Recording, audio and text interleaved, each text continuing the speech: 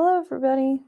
This is Mrs. Price, here to teach you about pronouns. We're going to start with personal pronouns because those are the ones that are the easiest, and when we often think of pronouns, we often think of personal pronouns first. So first, what are pronouns? Pronouns are a part of speech, words that take the place of nouns.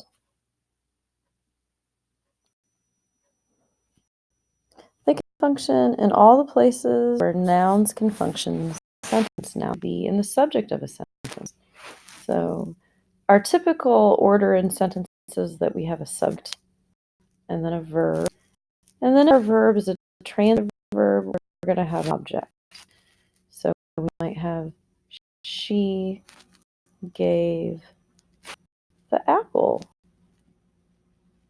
to me. We have a subject, we have a verb.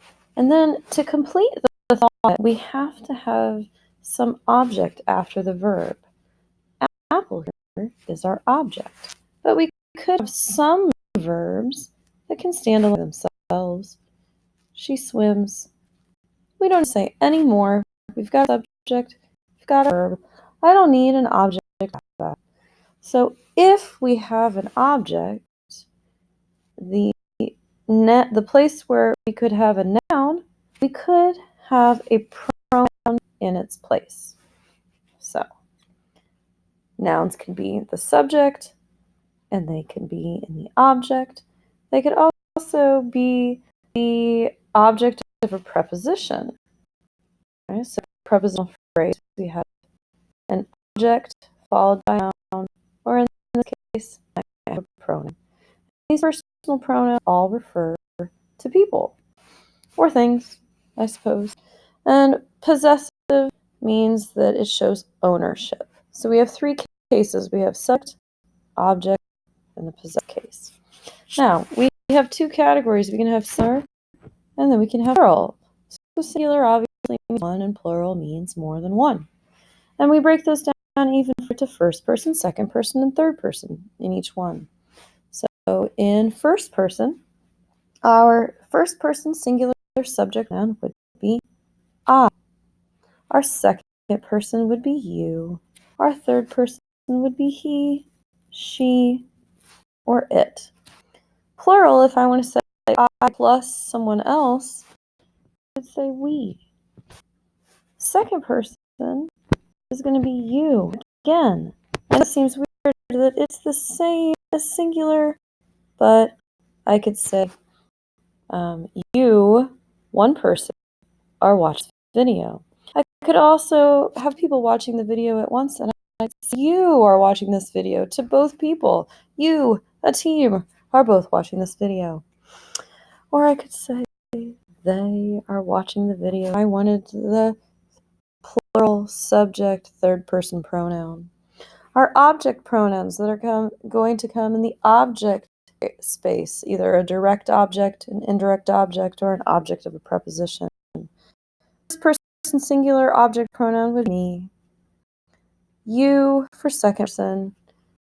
Him, her, it for third person singular object pronouns. For plural, if I wanted to say that myself and someone else received the apple was given to us. Second person is you again, this time talking about plural, more than one person. We could give the apple to more than one person. We give you. Third person would be them. We gave the apple to them. In possessive pronouns, usually when we're talking about possessive nouns usually have an apostrophe s, but our possessive pronouns don't need apostrophes. They are already possessive themselves. So possessive first person singular would be my and mine. Second person would be your and yours. Third person would be his, hers, and its. Now this is, be careful, I just said we don't need the apostrophe. If we have its with an apostrophe, it's the contraction of it and is. Our first person plural possessive would be our and ours. And you guessed it, second person, going to be just the same in plural as it was in singular, your and yours. And our third person is their and theirs. Now, these subject pronouns, these personal pronouns, if they are going to replace something, they have to agree with whatever they're replacing in number, meaning if what they're replacing was singular, then the pronoun has to be singular. If what they're replacing was plural, then the pronoun needs to be plural. We have to make it match exactly in number. And then person, making sure that if we're replacing something that was first person, that we stick with first person pronouns. If it's second person, we stick with second person. If it's third person, we stick with third person, singular or plural. That's really not a problem. And gender, right? If it said that this is Price's video, you'd say this is her pronoun video. You would not say this is Mrs. Price's video, this is his. Otherwise, I would be very offended. It would be confusing. Sounds like we're talking about someone else. So we have to make things match. If we're going to replace something, we have to make it match exactly. I think about that video with Indiana Jones, and where he is Raiders of the Lost Ark, maybe, or something like that, where he is taking like this golden skull statue and he has to replace the gold skull with a bag of sand that matches exactly. You know, we got to match our pronouns exactly to replace that noun. So the noun that we're going to replace with a pronoun is called the antecedent. E means before. We learned that from our prefixes. Before. So the nouns that we're replacing come before the pronoun in the sentence, so we know what is being replaced. An antecedent is the noun, a pronoun refers to or replaces. We're going to add something to that in just a minute, but let's practice. Let's take a look here. So we're going to draw a line from the pronoun to its antecedent. Number 1, Hannah Nyala is known for her tracking expertise. So first, let's find the pronoun. Our personal pronoun is her. There we go. Our possessive pronoun, it's third person it's an object pronoun, and it's third person and singular for her tracking expertise.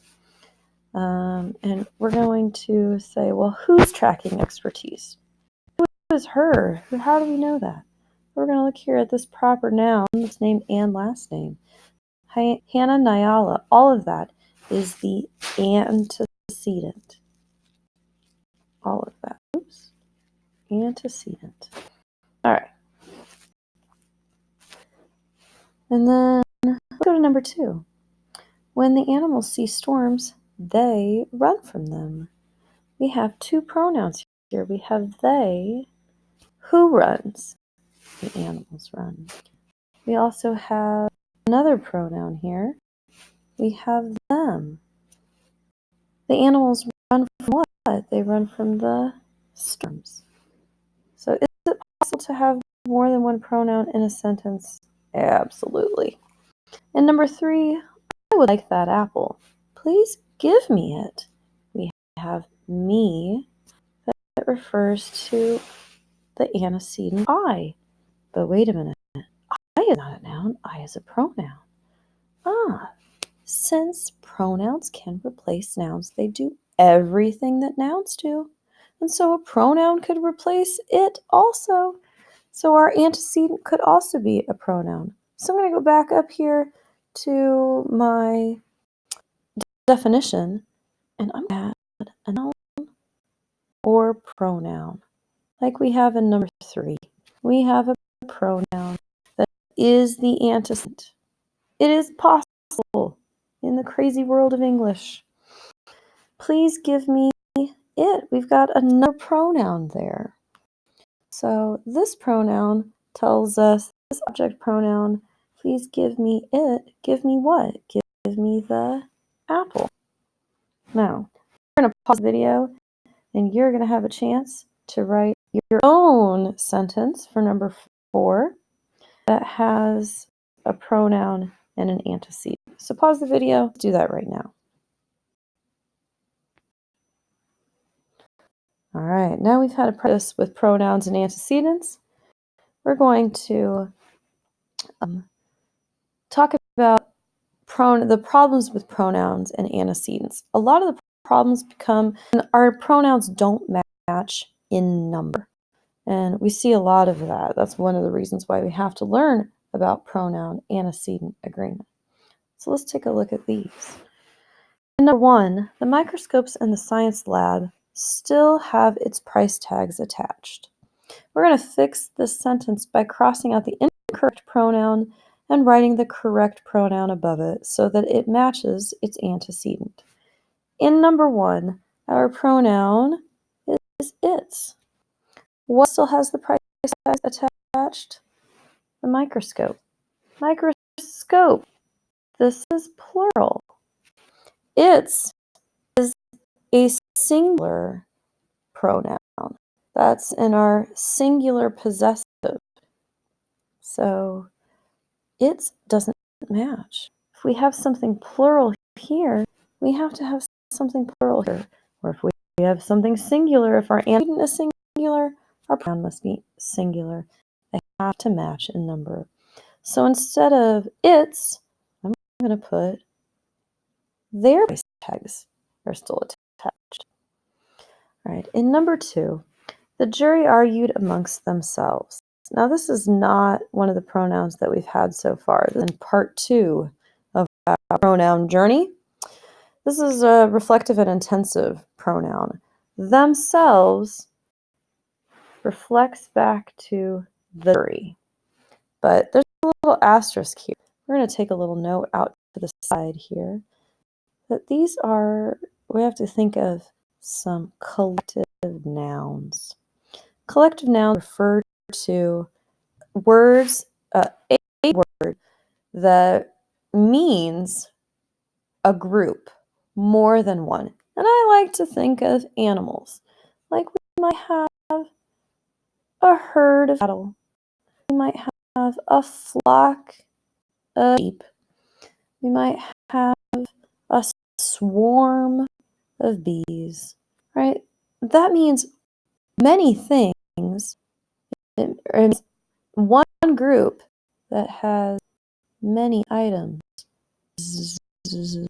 I don't know. There's a stinger. This is a sad bee. I gotta give an antenna. There we go. Oh dear. Mrs. Price, you're just embarrassing yourself again. Let's get that evidence. Okay.